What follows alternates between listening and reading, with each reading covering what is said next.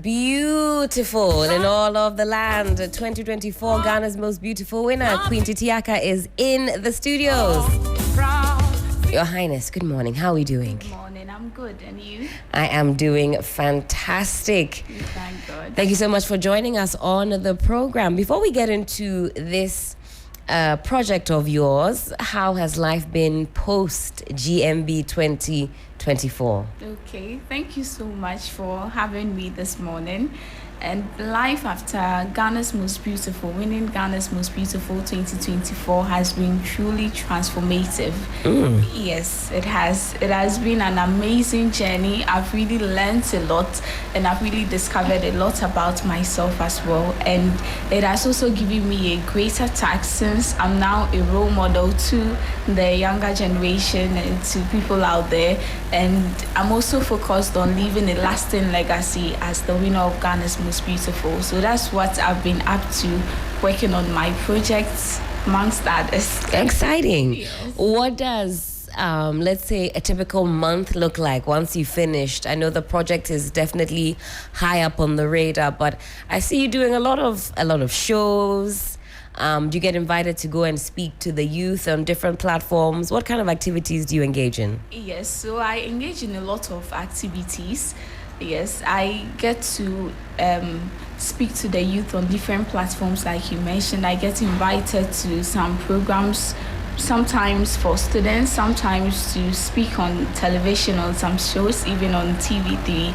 And aside that, we have the glitz and glamour parts, Yes. where we do a lot of photo shoots. All the Yes. beautiful gowns. Oh my Exactly. goodness. You guys are always looking Then, so great. Yes, aside that, almost every single month, I'm always working on something in relation to my project, sending proposals out there in order to generate funds for my projects as well, and reaching out to the society to help in any little way that I can. Amazing. So let's talk about this project. You've alluded to it. What is it all about? Okay, so my project is on empowering communities for climate action.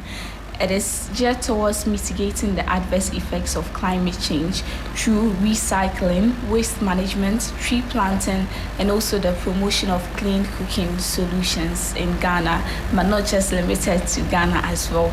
So even in our engagements, we've engaged with GIZ, we've engaged with the Indian High Commission, we've engaged with the Spanish Embassy, amongst other international organizations as well, and also with government agencies as well, like the Ministry of Climate Change, with the Forestry Commission.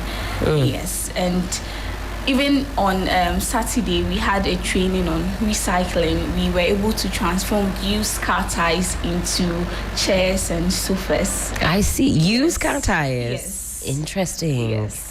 And in the implementation of this project, we are not just looking at mitigating the effects of climate change or just protecting our environment, but also creating jobs for the youth and women in this process as well. Why is this project so dear to your heart? It's so dear to my heart because climate change is something that we are all facing, and it is our responsibility as citizens of Ghana or as humans to make sure that we protect our planet even for the future generations.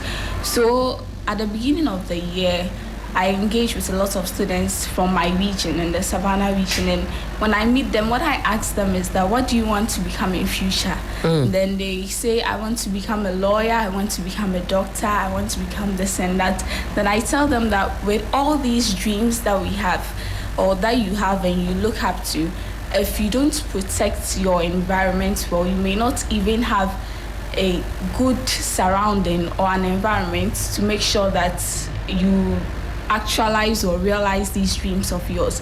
Imagine you become a lawyer, then we are having floods here and there. We have rising sea levels. For instance, in the Volta region, we had people that were displaced because of the tidal waves. And at this point, they are just looking for a place to sleep and not even thinking about their jobs at that moment.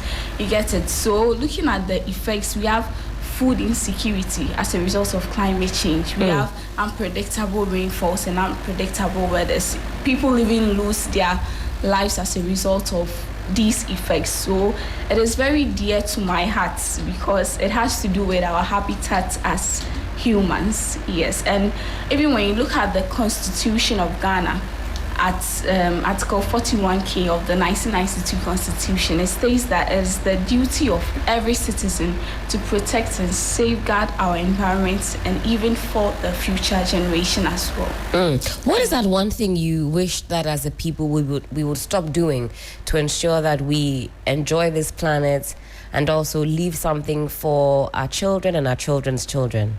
Okay, one thing that I wish that as a people we should stop doing is that we should become more conscious of our environment and take conscious steps to protect it.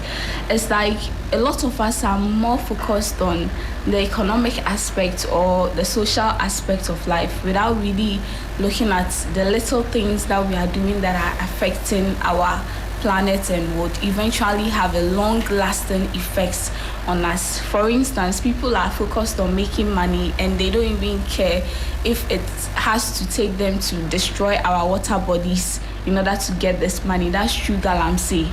We have people that are cutting down a lot of trees and they don't even think about planting more trees to replace these trees that they are cutting down.